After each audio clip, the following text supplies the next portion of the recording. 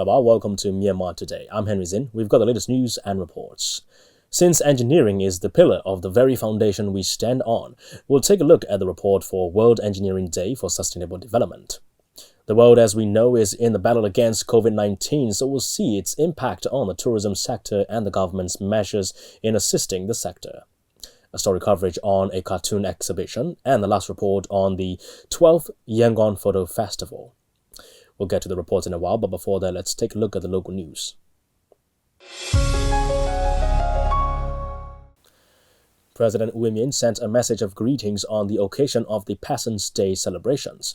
The president said in his message, "For the development of our nation, export, promotion, and industrial development are important. So is food security. Therefore, we have laid down a policy that have been working from all sectors in accordance with the 12-point Myanmar economic policy, which stated that efforts will be made to develop a balanced economic system which promotes harmonious development of the agricultural sector, livestock sector, and industrial sector for integrated development, food security, and export promotion."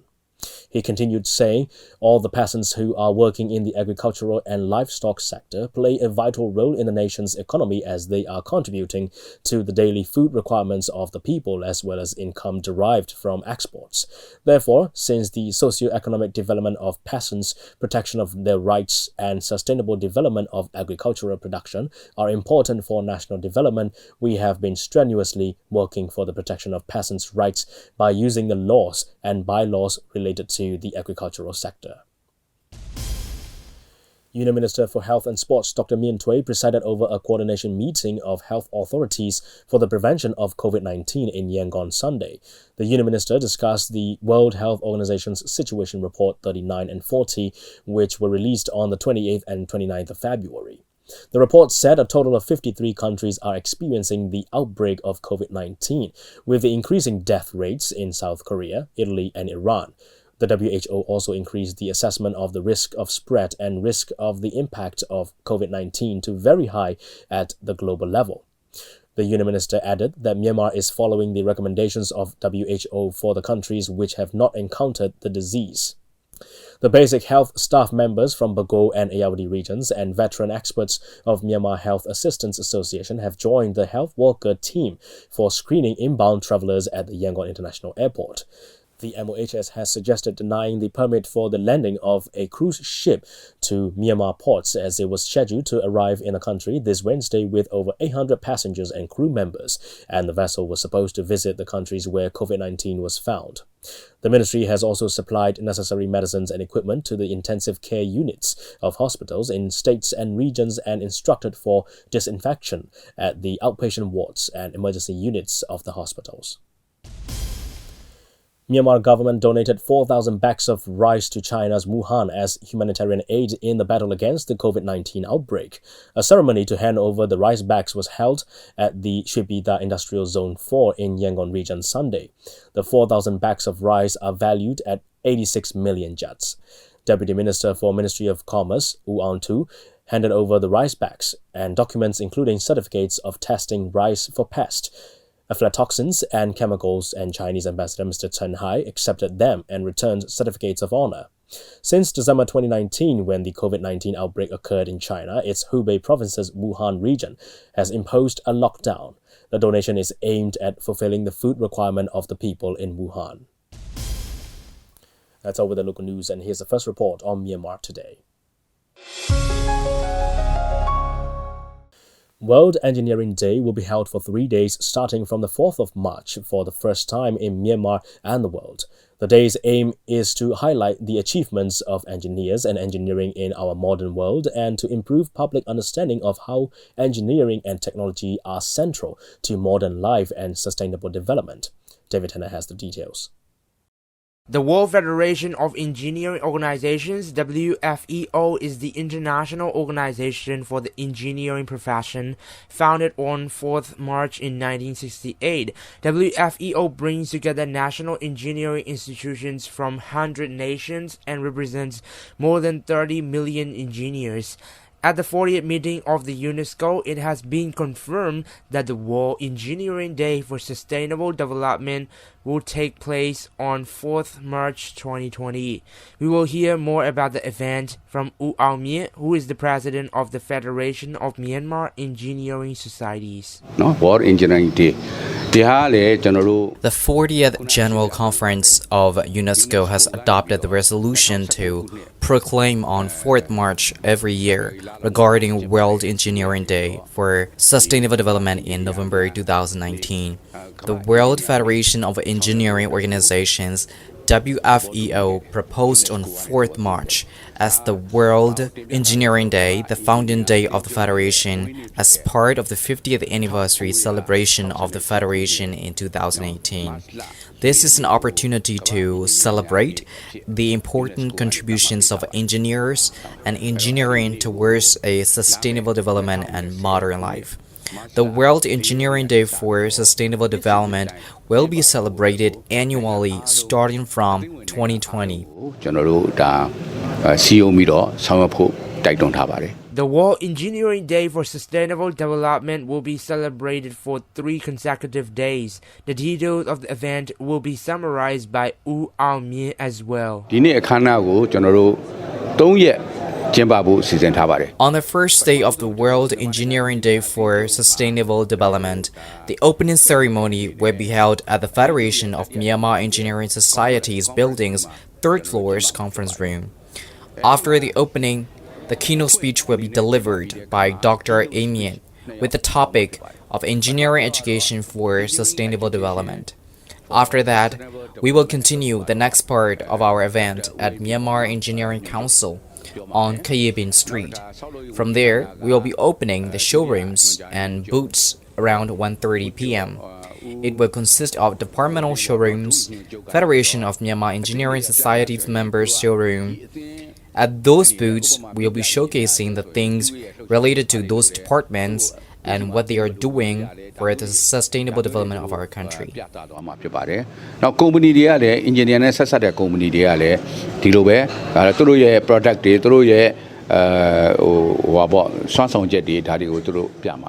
With that said, I have also interviewed Dr. Charlie Tan, who is the president of the Myanmar Engineering Council, for why engineering is being promoted to a career that is an important factor for all the women and young ladies. Let's find out. Especially in the other countries, the women's and the ladies' participation in the engineering is very declining. And more of the ladies are not interested in our engineering and engineering educations. This is the challenges and the problem in the other countries. Therefore, we'd like to encourage, steady our engineering educations and also participation in our engineering job or engineering activities and engineering projects. This is very important for us. At the moment, it is a lot of the women and a lot of the ladies and a lot of the girls is participating in our engineering program. But we are worried because, as you know, the engineering job is very dangerous, very dirty, and extreme to the sound and extreme to the other environment. Why is this kind of World Engineering Day for Sustainable Development so important for all the nations will also be explained by Dr. Charlie. If you want to build your nation, you need the engineering. And also it's a global issue. Therefore, they are launching for the World Engineering Day in our country. Not only in our country, but also in the international platform. The reason is to awareness all the people why engineers and engineering is very important for the nation building. All of my students, especially the young people from the all technical university, all from the technical institutes, we like to invite them to participate in this very important meetings, very important conference, very important shows. It is for them. It is targeted for them, for the nation building purpose. Reporter David Tanner reporting from Myanmar International Radio. That's a report on the World Engineering Day for Sustainable Development. All right, we'll carry on with the next report here on Myanmar Today.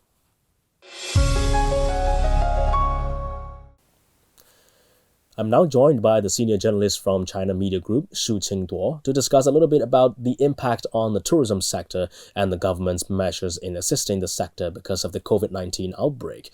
Hello, Mr. Shu. Thanks for joining me here. Let's dive right into the subject matter. I understand, reportedly, the tourism sector is the hardest hit by the coronavirus outbreak. Tell me, what are the losses in facts and figures? Good morning, I'm Xu Qingduo reporting from Beijing. Well, tourism industry is one of the industries that are hit the hardest by the coronavirus outbreak over the past months. And it is as people are encouraged to stay at home as much as possible, so few people would dare to go outside, not to mention to have fun in the tourism side, in particular over the most of the time in the past months. Only recently, because of the situation seem to be stabilizing and the numbers of confirmed cases are dwindling. Over the weekend, you do see, people drive out to some mountainous, the suburban area to have some fun, to enjoy the sunshine, and spring is already here. But if you talk about the exact losses, mostly are estimated figures. For example, one of the figures was given by Professor Zhu Min, who is from Tsinghua University, who is also used to be the Deputy General Director of the International Monetary Fund. His figure is about 9,000 yuan of loss of the first 2 months, meaning January and February. So that amounts to some 128 US dollars loss. If you take a look at another figure, for example, there's a survey of the travel agencies. Their figure is like 70% of the customers have canceled their planning for trips, either domestically or overseas trips. So, in a nutshell, I would say the effects is the impact on the tourism industry is devastating for the Chinese companies in general. Okay, so what is the government doing to help the tourism industry now? As for the measures taken by the tourist side to ensure the safety of sightseeing, as I said, like over last weekend, because the situation is getting better, people feel a bit relaxed. So some of them, obviously, they went out to some of the sites to have fun. In one of the cities, in the tourism side, people were gathering together to have milk or tea without the mask on, of course. So that caused some alarm, and then the management was criticized for doing that. So different sites are adopting different policies, but in general, people are encouraged. If you go to the site, you are asked to have your masks always on to make sure there's no transmission from person to person. And also, there's if you consume, for example, to have a cup of tea or to have a cup of coffee, you are not encouraged to stay inside with a large gathering of people because we know the transmission method of this virus is through close contact, especially when you are taking off your masks. So that is one of the measures. And also, if you are taking a long queue, for example, to purchase the tickets, and there's a requirement to keep a distance from each other to make sure you don't get too close to other people in order to prevent any potential transmission of the virus. All right, for the last question, what are the measures China is taking to keep the tourist sites safe and operational? Walk me through it. Well, yes, the government is taking all kinds of measures to help relieve the financial pressure on the tourism industry. For example, As a part of the practice, the tourism industries are required to pay a certain amount of money as deposit in this related ministry to make sure that they will offer quality services. And so that money is being returned to the travel agencies from the government. That represents some like 3 billion yuan. So that's not much in terms of their potential losses, but it offers some relief in terms of cash flow. And also the financial authorities have asked the banks in China to roll over the payment of those travel agencies in particular to reduce their burden to pay back the debt. And also, like the central government is kicking off one of the projects, that is the investment in some of the infrastructure and also public facilities in tourism site within China. So hopefully that will also help a little bit to stimulate actually the development of this industry. That being said, it is still very difficult for the industry to recover in a short period of time. For sure, there's a loss of revenue, but it's hopefully there's a pent-up consumption after the outbreak in the next half of years, say 8 months or 9 months. All right, thank you, Mr. Xu. That was Xu Qintuo, a senior journalist from China Media Group, on the impact on the tourism sector and the government's measures in assisting the sector. A cartoon is one of the most powerful and effective ways to express the current situation relevant to the people, and it has been used for many years across the world, and Myanmar is no exception to it. Myanmar also has a history of how cartoonists played an essential role in the past, and they are also still using the same method today. Therefore, with the aim to raise awareness on rule of law in Myanmar, Myanmar Cartoonists Association held a 3-day cartoon exhibition in Yangon under the title of Balance Skill Without Pointer. Williamson has more.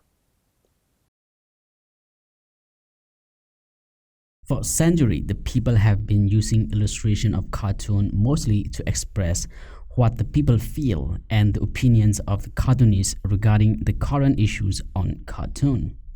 According to the report by some of the cartoonists in Myanmar who have been using the art of cartoon to demonstrate the present issue of the nation and their opinions, cartoon has been associated with the political, social, and other areas of lifestyle in Myanmar for many years, as well as the voices for the voiceless people.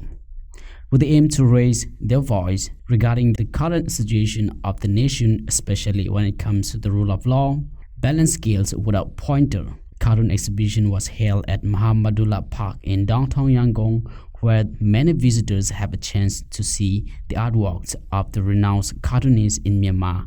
And the exhibition, which started from 27th of February, will go till 29. Speaking to MI Radio on why cartoon exhibition related to the rule of law is necessary, Mamong Fountain, a cartoonist, said,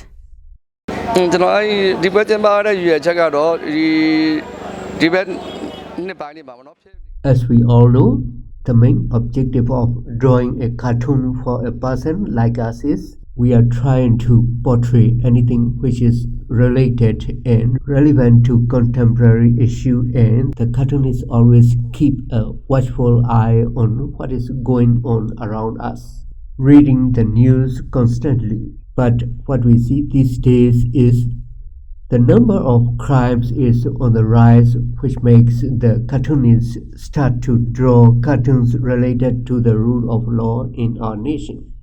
For the country like Myanmar, which is in the process of political transition, the rule of law is very much vital. If we are to pick up one incident, Victoria case is one of the most remarkable ones, which tells us how effective the rule of law in our nation. The aim to highlight the rule of law regarding Victoria case is the main objective in this exhibition. Speaking on how far this cartoon exhibition of justice can help improve the rule of law in Myanmar, Mamong Fountain also speaks and explains furthermore.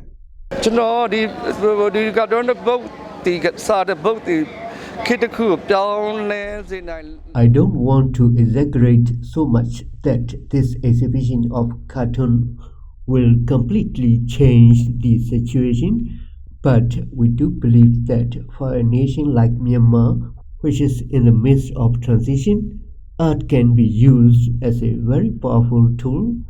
We have enough proof of changes brought despite the use of art in the world. Many cartoonists have worked hard and spent several hours in drawing of these cartoons, so I want to invite everyone to come and have a good look at what the cartoonists have to say about the current situation of our nation. Chisway, a cartoonist who also spoke to my radio and said,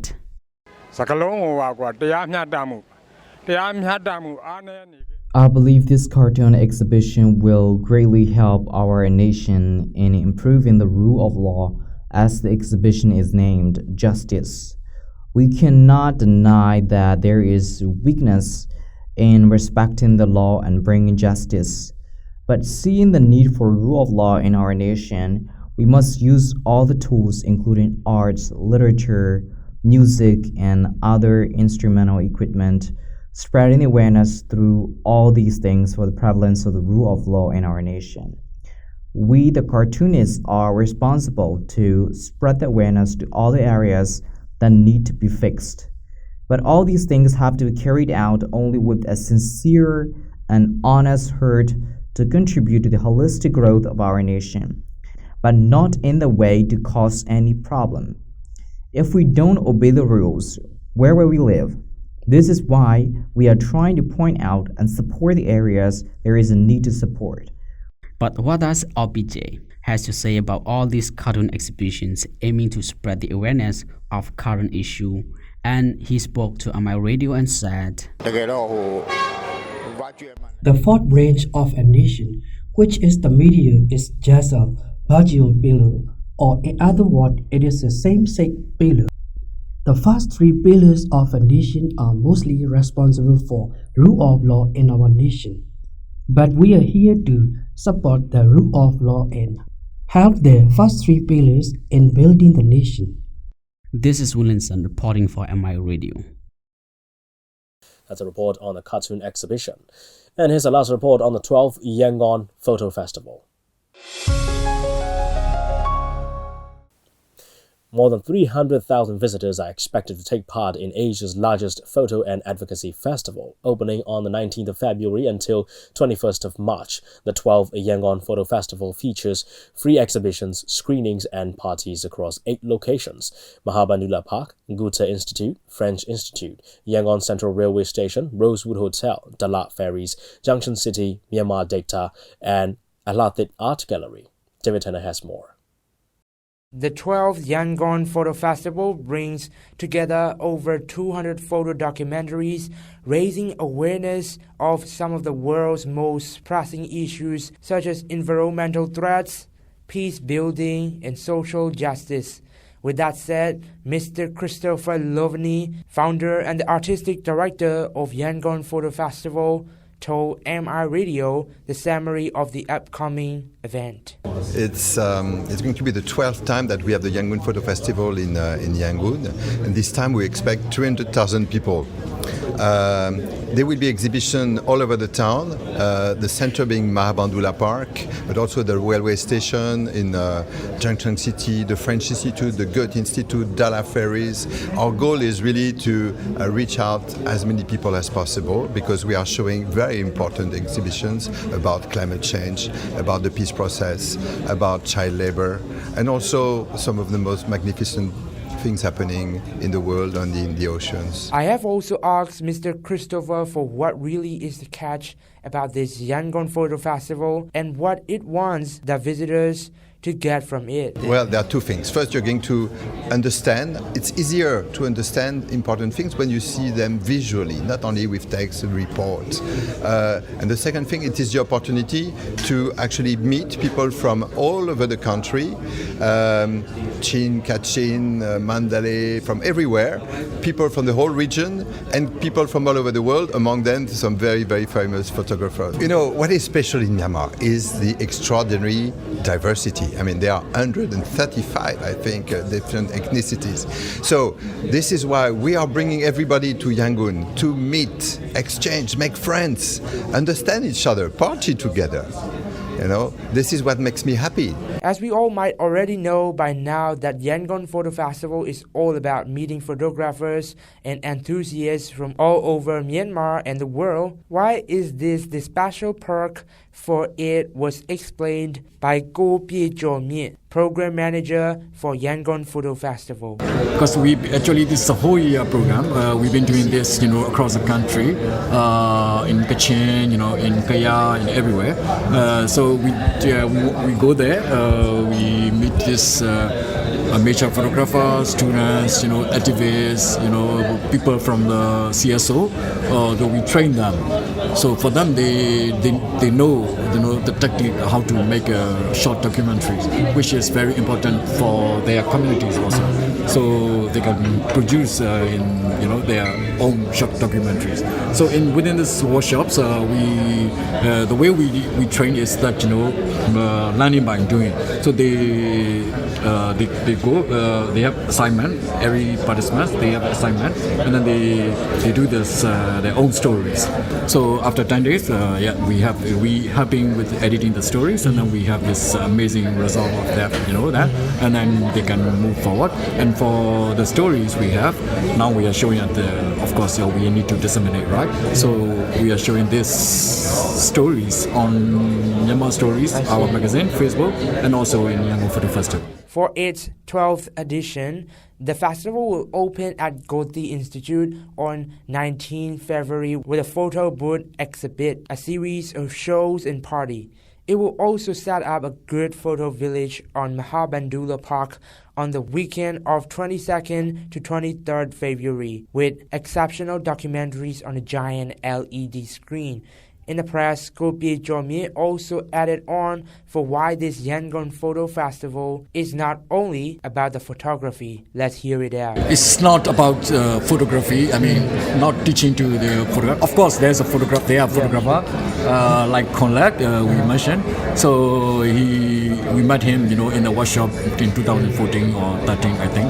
And now he became a professional photographer. But then now, yes, we go to these places and then we meet these people like. Reporter David Tanner reporting from Myanmar International Radio.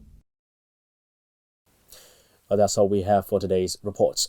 Now, let's keep up with the world with international news here on Myanmar Today.